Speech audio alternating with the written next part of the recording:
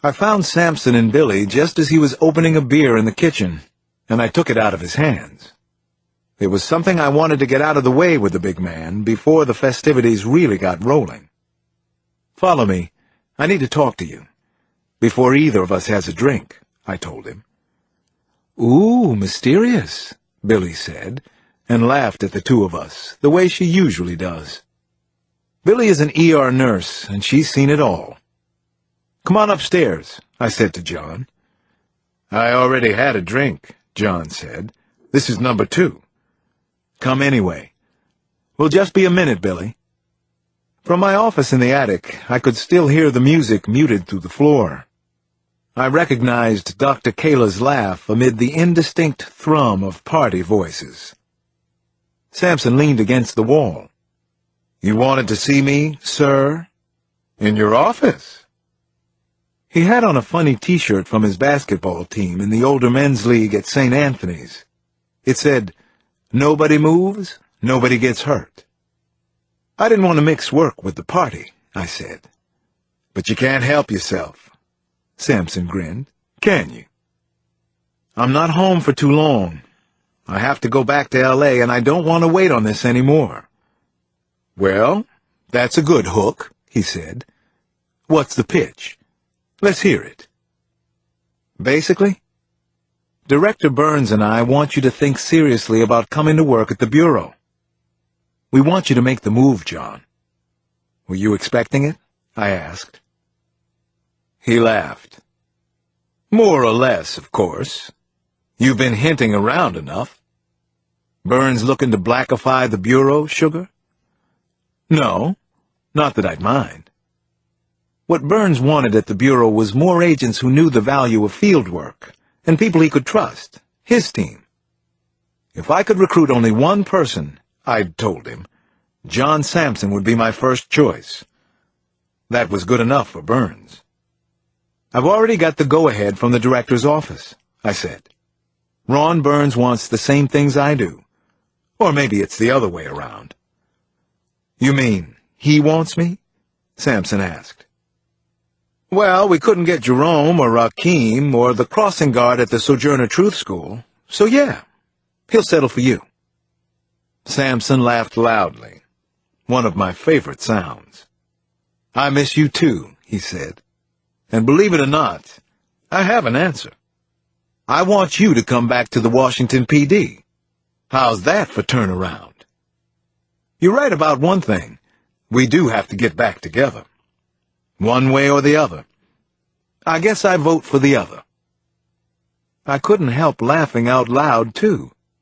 Then John and I banged closed fists, agreeing that we needed to work together again, one way or the other.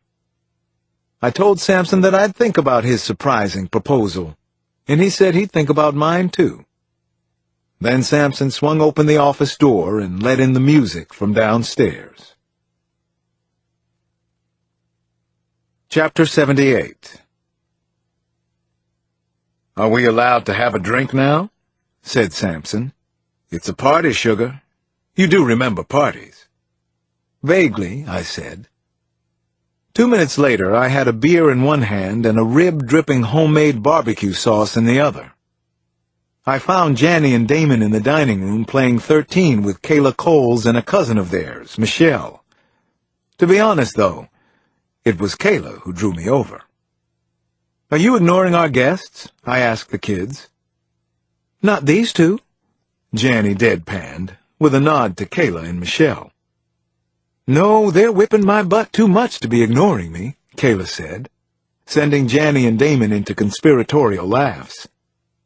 There it was again. A woman and my kids getting along. What was it about that? What was I missing? I gave Dr. Kayla a long look as she shuffled and dealt the cards. She was incredibly grounded and good-looking without trying to be. The thing of it was, I liked her. I'd liked Kayla for a long, long time, ever since we were kids growing up in the Southeast. And so? "You looking at my cards?" she asked, breaking through my reverie, or whatever it was supposed to be. "Not at your cards," Janny broke in. "At you, Dr. Kayla. He's sneaky like that." "All right, that's enough kidding around. I'm out of here. I'll have to go help Nana," I said. I rolled my eyes for Kayla's benefit, and then I walked away. Quickly. "Don't go," Kayla said. But I was already through the doorway. As I headed to the kitchen, there was only one thing on my mind, though. How could I get Kayla alone at the party? And where was I going to take her on our first date? Chapter 79. I took Kayla to Kincaid's on purpose. It had been my and Christine's favorite spot, but before that, it had been my favorite spot, and I was reclaiming it. Kayla arrived less than 5 minutes after I did, and I liked that. She was on time, no game playing. She had on a black wrap cashmere sweater, black slacks, and kitten heel slingbacks, and she was kind of dazzling again, in her own way. "I'm sorry, Alex," she said as she walked up to me at the bar. "I'm punctual. I know it's a big bore and takes all the mystery out of things, but I just can't help myself. Next time, and there will be a next time, I'll force myself to be fashionably late. At least 10 minutes, maybe 15. "You're forgiven," I said, and suddenly I felt incredibly relaxed. "You just broke the ice, huh?" Kayla winked. "I did, didn't I? Just like that. God, I'm good, aren't I? Sneaky, just like you are. You know the axiom that men don't like women who threaten them because they're too smart?" I said. "You're scary smart. But you're the exception that proves the rule, right? You like smart women just fine. Anyway, I'm not that smart. Tell you why. My theory, anyway." "Tell away." "I'll have a beer, Pilsner on tap," I said to the bartender. Kayla continued. "I see all these supposedly super-smart people at the hospital, doctors and researchers who are complete disasters in their personal lives. So how smart can they really be? What? They're smart because they can memorize facts and other people's ideas? Because they know every rock and roll song ever recorded? Or the storyline for every episode of Bewitched?" I rolled my eyes. "You know the storylines of Bewitched? You know people who know the storylines of Bewitched?" "My God, no. Maybe ER and Scrubs." "I know a lot of R&B songs," I told her. "Haven't figured out life too good, though." Kayla laughed. "I disagree. I've met your kids, Alex." "Have you met Christine Johnson?" "Stop it." "Anyway, I have met her. She's an impressive woman, completely. A little messed up right now." "All right, I'm not going to argue. I could make a good case against myself, though." We talked like that. Laughed a lot, drank some, ate good food. Interestingly, we stayed away from talk about Nana and the kids, maybe because that would have been too easy. As always, I enjoyed Kayla's sense of humor, but most of all, her confidence. She was comfortable in her own skin, not defensive. I liked being out on a date with her. We were finishing an after-dinner drink when she declared, "This has been nice, Alex. Very nice and easy." "Surprised?" I asked her. "No, not really. Well, maybe a little bit," she admitted. "Maybe a lot." "Want to tell me why?" I guess because I knew you had no idea who I was, even though you probably thought that you did." "When I see you, you're usually working," I said. "You're being Dr. Kayla of Neighborhood Health Services." "Take 2 aspirin. Don't you dare call me at home," she said, and laughed.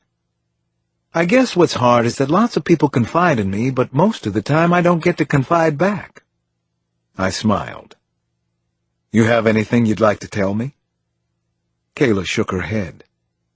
"I think that I said it already. This has been good. I enjoyed tonight even more than I thought I would. Right.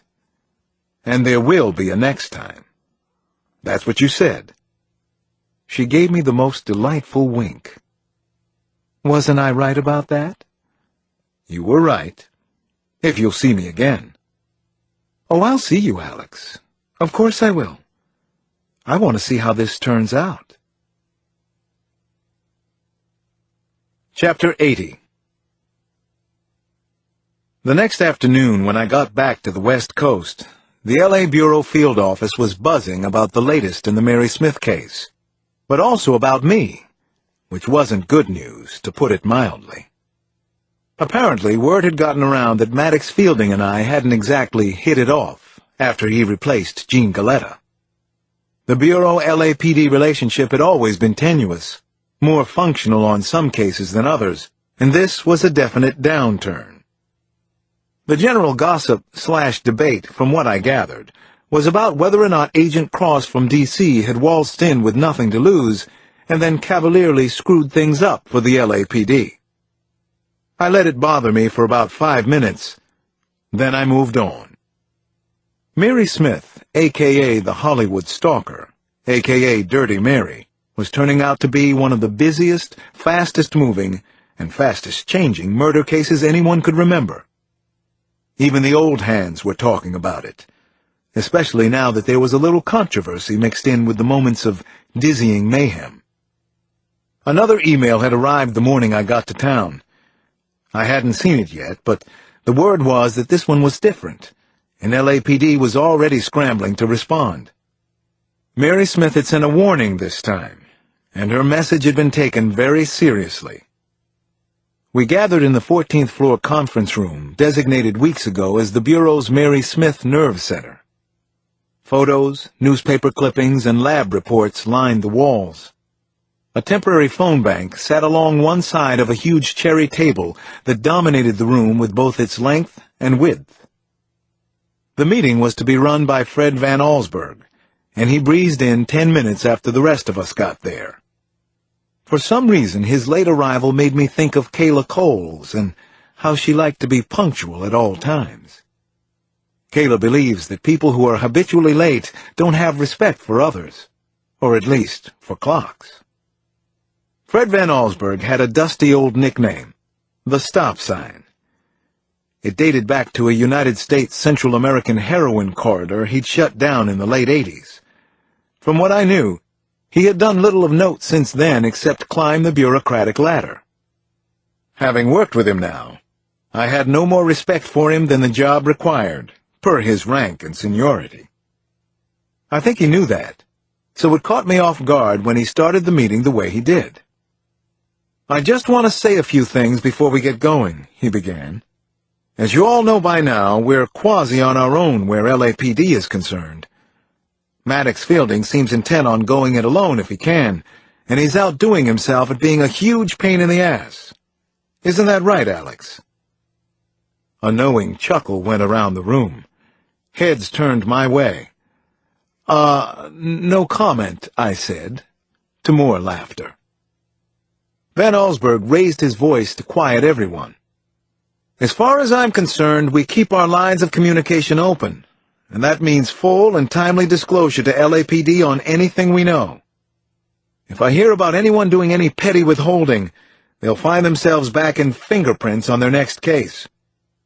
Fielding can run his end of things how he likes.